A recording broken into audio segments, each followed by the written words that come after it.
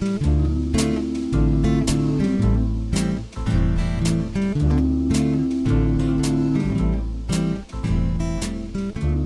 The Log. I'm Charles Broussel. 1 week. 1 week from today, voting ends and counting begins. Holy hell, here we go, you guys. Hey, if you live in Wisconsin like I do, I gotta say, do not mail your ballot at this point. Please, just that's done now. I would not trust it anymore. As of now, do not put your ballot in the mail. It might show up in time. It might, but it might not. And at this point, I wouldn't take the chance. Use a drop box. Vote early. There's still early voting going on, obviously. And, of course, you can vote on the day itself. So you have options. But I would say, just my little friendly dad advice here, the post office is no longer an option for you. No. Now, I'm not sure about other states. The Supreme Court just ruled that Wisconsin may not count ballots that come in after Election Day. They have to be in. They have to arrive. They have to be in the hands of the people counting by the end of voting on Election Day. So the whole postmark thing is out the window. So there you go. I would not put anything in the mail at this point. Nope, don't do it. You can start putting Christmas cards in the mail. By the way, okay, side note, if you really enjoy berating people about early Christmas, screw you. Just let people do what they do. Now, I understand if you want to get a little upset about the whole commercial aspect of it and trying to sell us things in September. Okay, fine. Go ahead. But if somebody wants to listen to Christmas music, you know what? Leave them alone. I've seen posts. Oh, what was the funny one I saw here? Let me see. Oh, yeah, just a funny little post. I am now carrying a large stone with me to throw at people who sing Christmas songs before Thanksgiving. It's my Jingle Bell Rock. Ha, ha, ha, ha. Very funny. All right, so this is the time of year, just before Halloween, when we start seeing posts like this. People getting either funny or nasty or sometimes damn serious about, don't play Christmas music, how dare you? You know what? Live and let live, baby. Chill. I have no patience for that. You are a bad person if you engage in that kind of rhetoric. All right. A big announcement here. A wonderful opportunity I found for myself. I got this message yesterday. Hello, my man friend. This is my WhatsApp group. Kiss, kiss. I give it to you very happy, which consists of sexy and beautiful women who are willing to accompany you if you are lonely today or any time as you want. Kiss, kiss. Do not hesitate, because this is real. Do not think for long. Just join this group by entering your email here. So, yeah, an unsolicited message I got yesterday. Very excited about this opportunity.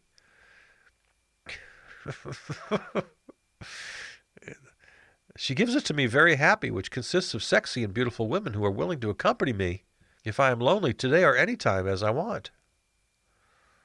Hello, my man friend. So I'll be joining that WhatsApp group and looking forward to all the great times with my new sexy and beautiful women. What an opportunity. You guys, we now live in a world where Mike Pence is an essential worker.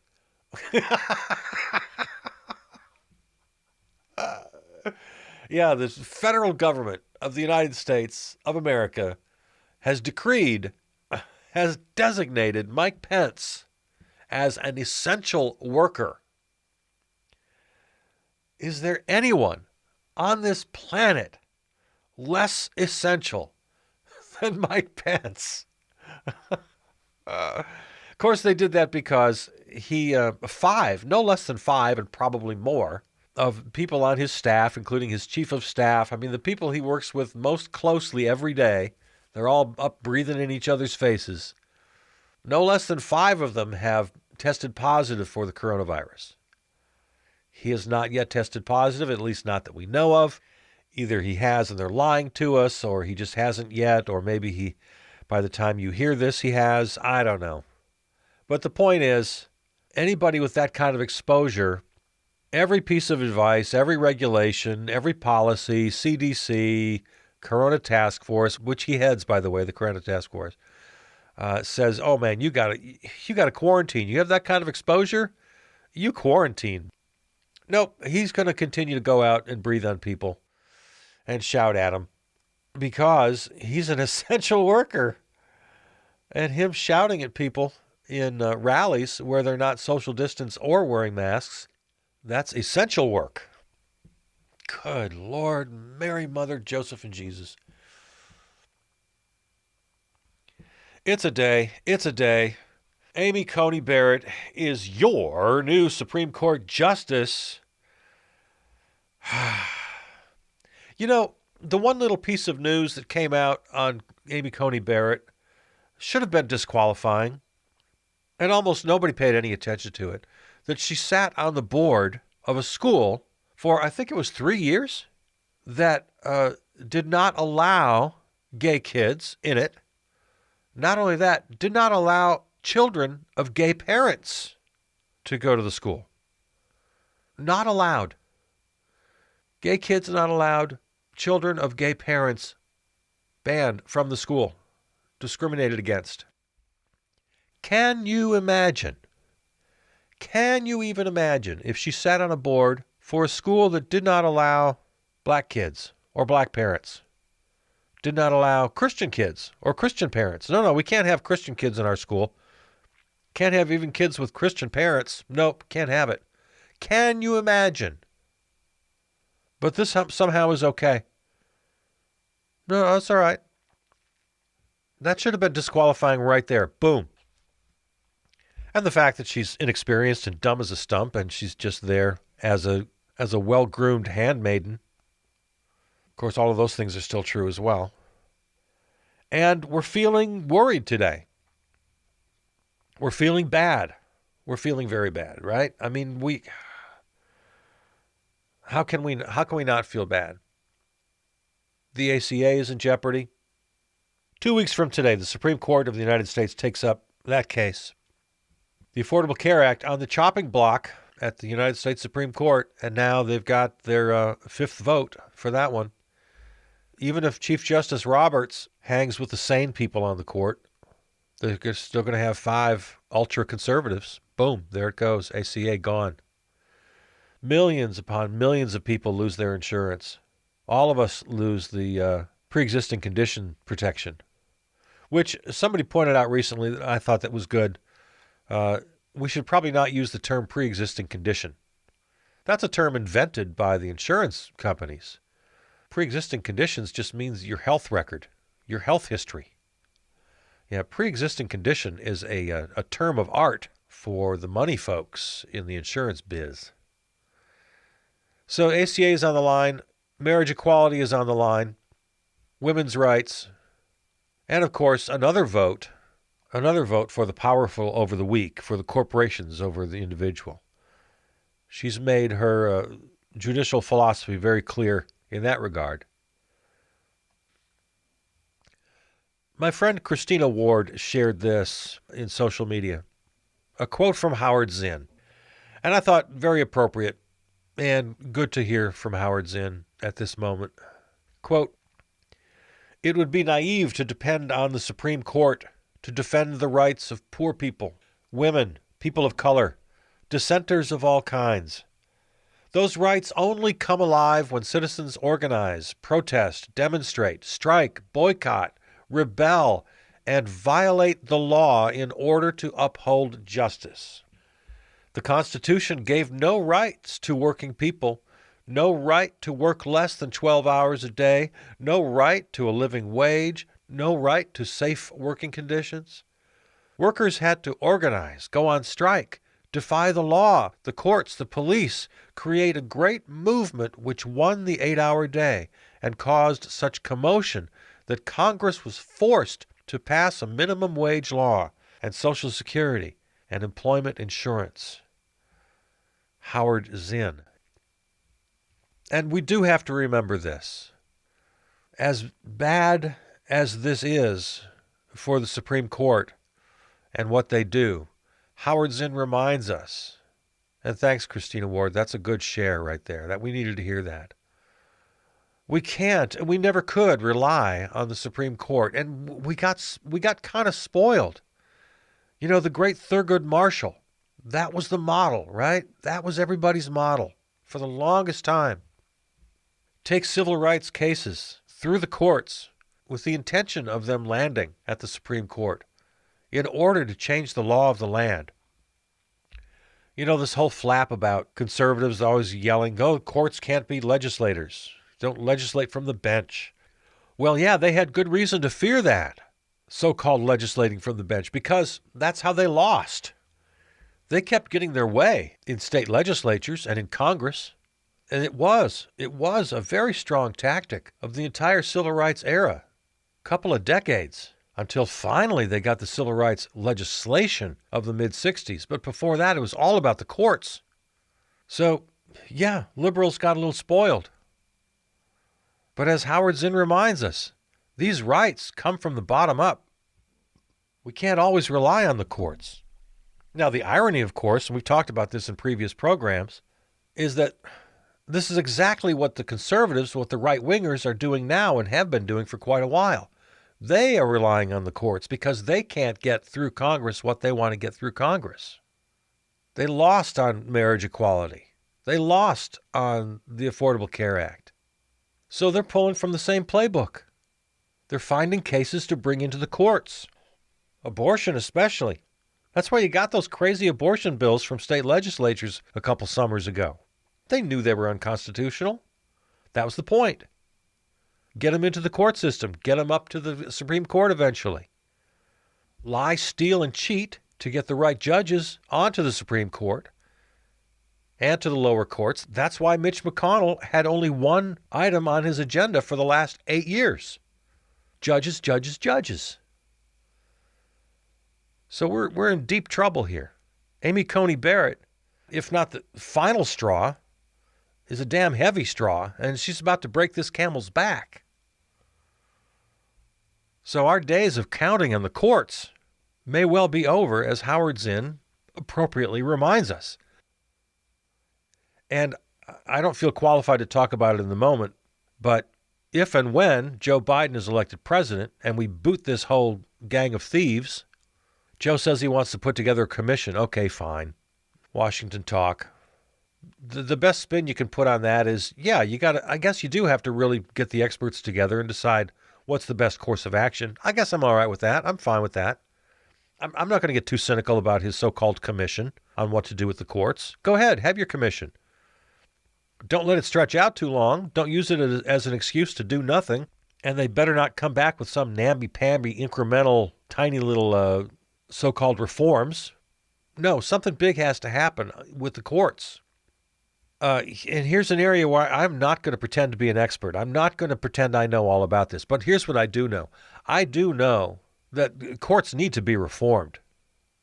The Supreme Court has gone down a very dangerous little rabbit hole here. I mean, it's gone through the looking glass. It's become something other than what it was, something other than what it was intended to be. It's a highly politicized body right now. And we've got some extremists. Not how this was supposed to work. There are lots of ways to reform the judiciary. We got the 3-judge panels. We got the 5 and 7-judge panels. The Supreme Court right now happens to be a 9-judge panel. All of that can be reformed. All of that can be changed. And again, I'm not going to pretend to know exactly how to do it, but I do know we've got to stop using the courts the way we've been using them. Where you can't even pass legislation now without it going to court. Every single, and I mean every single law that's passed is challenged.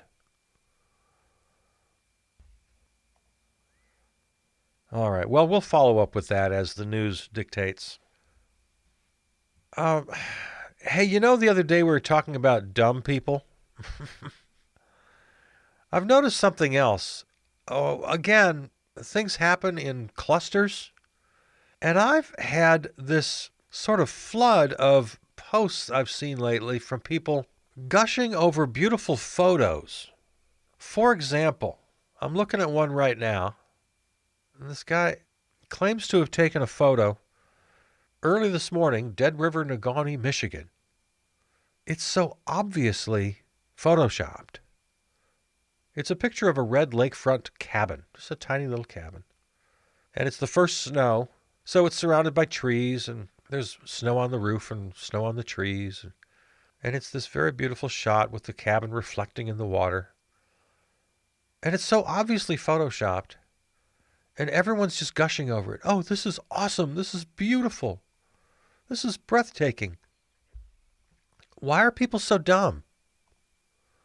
Again, this is just I guess maybe just an odd little coincidence I've seen lately. I've seen a bunch of these. Here's another one. Nobody can paint a picture like God. That's the caption of a picture of the moon rising or setting, I'm not sure, just over the horizon of a large lake. So it looks like maybe an early nighttime moonrise over the water. This very, very large moon. Too large. Ridiculously large. Obviously photoshopped large. So here's this photoshopped picture we're looking at. The caption says, nobody can paint a picture like God. All caps, by the way, and 4 exclamation points. You know, I don't know, does God need an exclamation point? I think all caps God kind of implies the exclamation already, doesn't it? And then all the comments are, wow, so beautiful, awesome, God is good, amen, wow, love it, awesome, yes, phenomenal. It looks like it's landing in the ocean. I love this. It's clearly a photoshopped picture. It's even signed by the artist in the lower right-hand corner. So people are just, why are people so damn dumb? I've seen several of these. With the fall colors, I guess it's that time of year too. I've seen a couple of clearly photoshopped, like to a ridiculous extent, fall foliage photos. And some of these that I saw, not only the reds and the oranges and the yellows, but bright, bright greens and blues. Blue? Why is there so much blue in this picture? And again, all of the captions, all of the comments. Oh, beautiful. You guys, why are you so damn dumb? Oh, the gullible in this world. And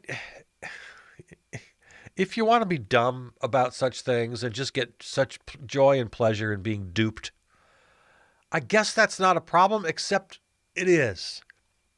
Except it really is a problem. Because there's so many people out there who want to fool you about important things, about who you're going to vote for.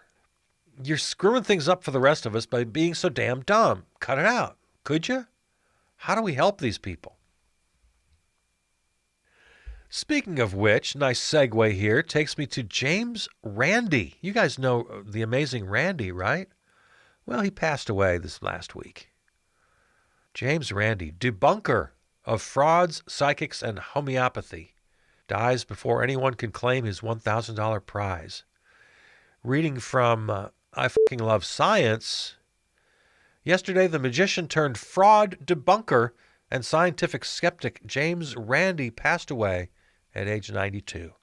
The announcement was made by the James Randi Educational Foundation, who wrote, "We are very sad to say that James Randi passed away yesterday due to age-related causes. He had an amazing life. We will miss him."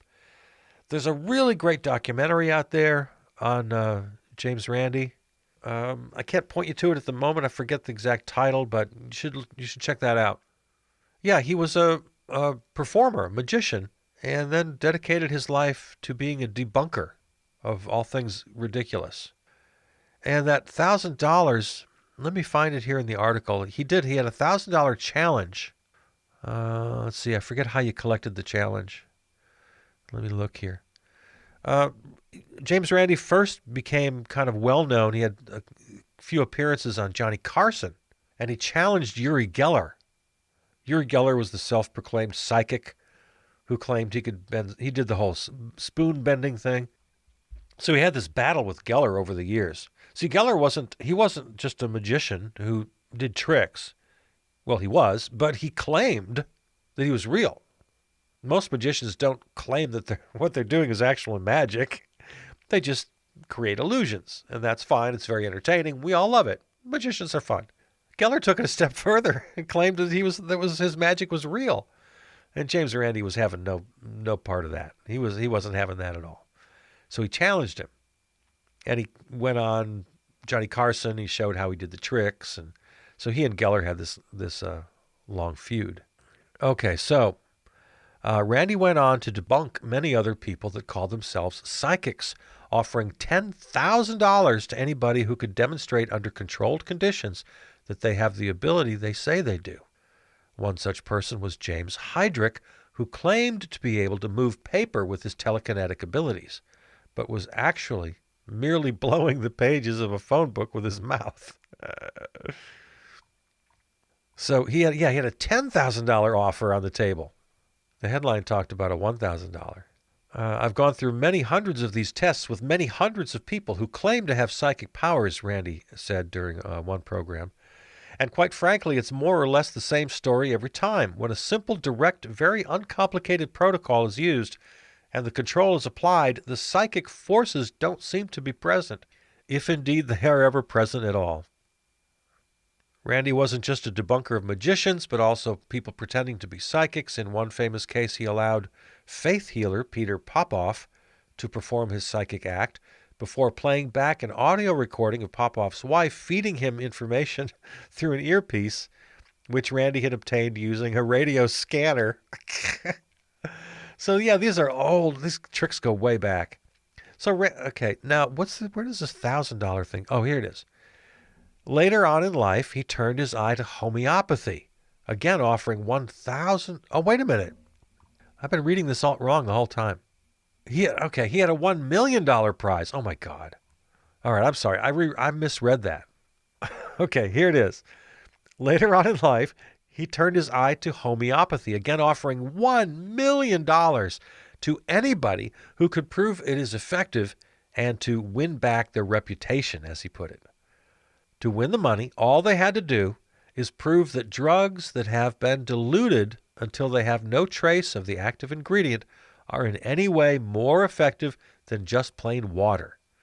As Randi stated, no homeopathic medicine has been shown to be effective, and his money remains safe.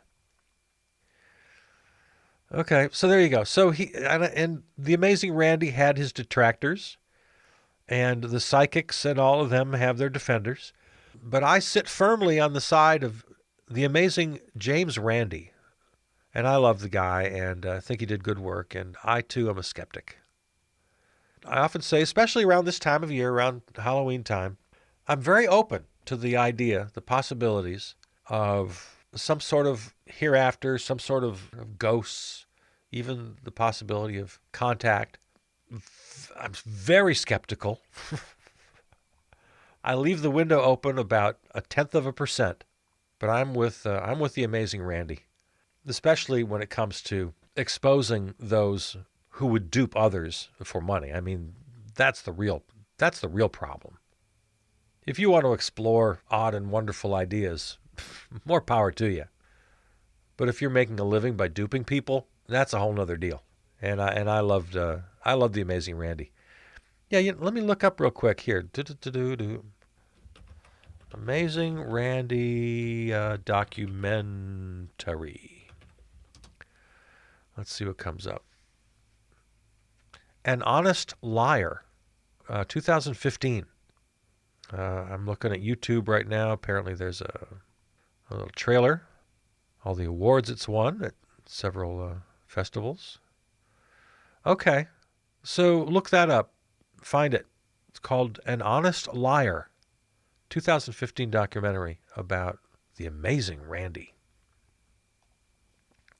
So, I wonder where Randi is now. I once hosted a seance and talked to my older brother who had died a few years prior to the seance. And my brother was a devout atheist and did not believe in an afterlife. But I hired a medium to host a Halloween party a couple of years ago. And we had a seance. And the medium, well, she talked to my brother John. And we enjoyed that quite a lot. After the exchange, I did tell the medium, I said, John, when he was here with us, was a devout atheist and did not believe in an afterlife. Could you ask him about that? Oh, okay. She didn't know that. So she went back one more time. Kind of, her eyes rolled back in her head a little bit. And she went back to ask John about that. And she came back a minute or two later and said, oh, he just said this is not what I expected. People are dumb. People are dumb.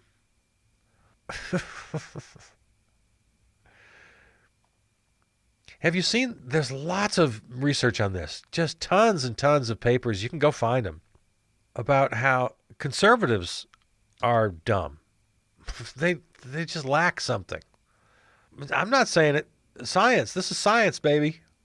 There have been lots of studies. Just look them up. And there's a new one that I just saw. Well, yeah, September from this year. People with lower emotional intelligence are more likely to hold right-wing views. Study finds. New research from Belgium provides evidence that deficits in emotion understanding and emotion management are related to right-wing and prejudiced attitudes. The study has been published in the journal Emotion. Study author Elaine van Heil, a professor at the University of Ghent in Belgium. Many scholars have investigated the cognitive basis of ideology in general and right-wing ideology attitudes in particular. In the present study, we wanted to investigate if a similar relationship would exist for emotional abilities. Right-wing authoritarianism is a personality trait that describes the tendency to submit to political authority and be hostile towards other groups. Okay, so the results of this study, people who endorse authority and strong leaders and who do not mind inequality, the two basic dimensions underlying right-wing political ideology, show lower levels of emotional abilities, according to the researcher.